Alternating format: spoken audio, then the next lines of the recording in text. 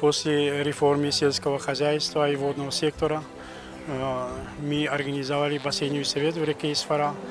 Как все мы знаем, река Исфара – это трансграничная река, потому что обслуживает 3 государства.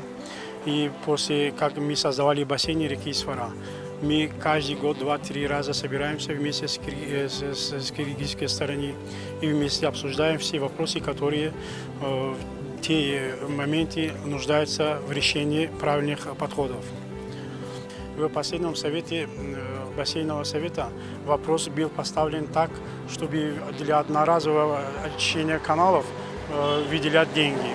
Мы посоветовались и решили, чтобы вместо этого, чтобы нам представили, помогли при приобретении экскаватора.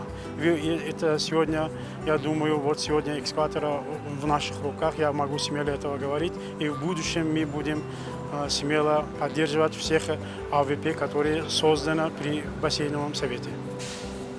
Because regional cooperation in sharing of water is extremely important for economic growth and stability.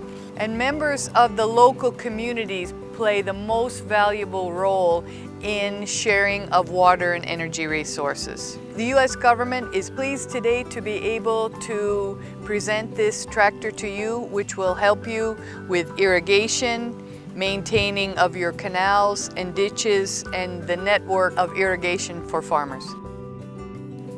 Как председатель бассейна реки Исфара, я очень благодарен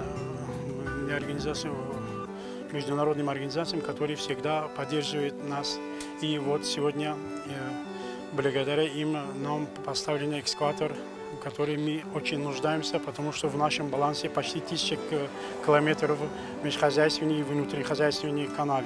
И для очистки этого канала это очень нужная техника.